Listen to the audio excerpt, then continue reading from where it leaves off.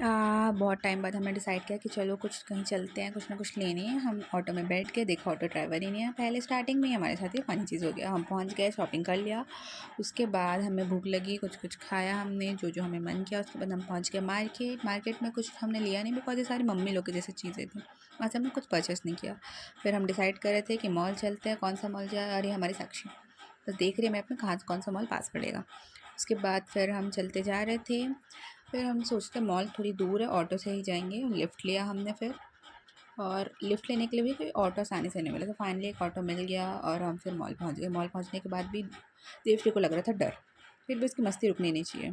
हमने मॉल में भी सामान परचेज़ किया, फ़ोटो क्लिक करवाए, आइसक्रीम खाया और फिर मॉल में बाहर आके बैठ गए। फिर डिसाइड करा, मुझे लगी थी फ़िश की क्रेविंग हो रही थी।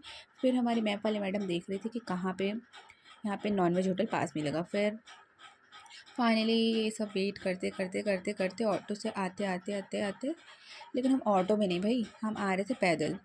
आते आते थक गए थे, फिर हमने थोड़ा रेस्ट किया। फिर बेचारे मेरे दोस्त मेरे चक्कर में इतना चल रहे थे, इतना चल रहे थे, वो भी बेचारे थक गए थे, वो भी मेरे साथ ही रेस्ट कर रहे थे।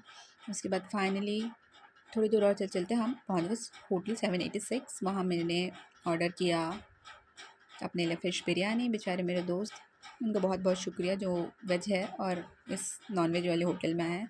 और आ गया मेरा बिरयानी। बिरयानी की खुशबू से ही आ गई बिल्ली, और बिल्ली को देखते ही मेरा हो गया हालत बैंड, कहीं वो मेरा फ़िश ना लेके चले जाए। लेकिन वो बिल्ली शायद समझदार थी, जो खाते रहता है उसका लेके नहीं जाती।